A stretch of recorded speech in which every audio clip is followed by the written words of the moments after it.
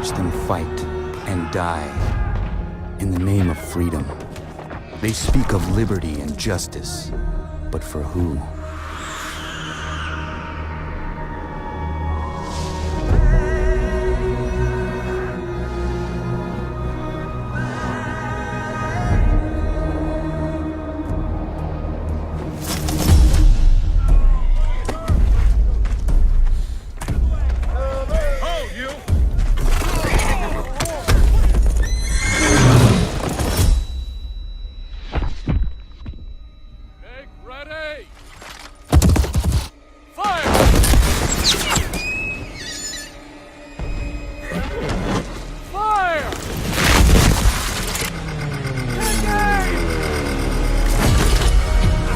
Goes to like saying Assassin's Creed 3 is one of the biggest games here at E3. I'm joined by Francois, who is going to tell us a little bit about what you guys have been showing. I'd like to start off with that sea battle we saw at the conference the other day. Assassin's Creed at sea.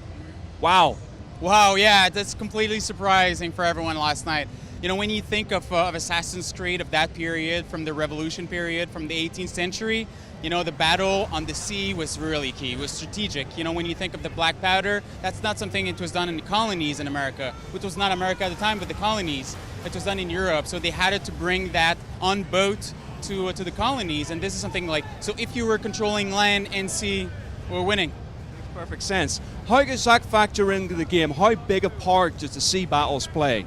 Yeah, it's a big part. I mean, it's when you think of it's linked to a lot of narrative. It's linked to your main experience as well. Yeah, I mean, it's a few hours, obviously. Okay. And can you sort of talk us through what you're showing at the booth today? Yeah, so we're showing obviously the Frontier demo. This is our big demo where it's a new environment when you think of you know, the Ezio trilogy's Assassin's Creed. It was all in the cities. Now it's obviously in cities, but as well in the frontier. So everything that was west from Boston and New York was the big forest. So this is the land of Connor. This is where he's comfortable. In the forest, and it's not just a gameplay that's horizontal, it's as well vertical on trees and climbing in like when we were a kid, you know, climbing in trees. That must be that sort of thing, because with cities, with buildings, you can sort of plot out your path across rooftops. Yeah. With trees, well, you can't really see the width of the trees at times. Yeah. You know, when we seeing playthroughs from people or playtests, you know, this is the one thing that people are doing all the time, and this is really cool. You know, they're looking up, they're looking at the tree shape and saying, what's the best route to go up? Especially when it's in the snow, where it's going to slow you down when you're walking on the ground. Like, talking about that, by player feedback, you guys showed this for the first time, universal acclaim. It must be an American thing, I don't know. People are like, yes, we're showing America. But was there sort of like element of, you're now at E3, there's no nervousness here, there's no nerves, you're okay? Oh, it's great. We're really, really happy. We've been working on Assassin's Creed for the past 2.5 years now. When we'll ship, it's going to be literally almost 3 years of work.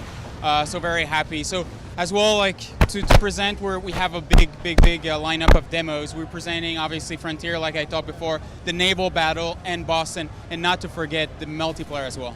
Okay. Actually, that's a good point to talk about. What's at the multiplayer here today? Well, it's a big evolution. When you think of it, like it's a you know, the ACB, ACR. It's just now a big evolution with new environment as well, new characters. Have you seen the iceberg? It's an iceberg map, really different from the past experience. Just walk past it there. It looks absolutely beautiful. And that's one thing. The fidelity that you guys have with Assassin's Creed have always been absolutely fantastic.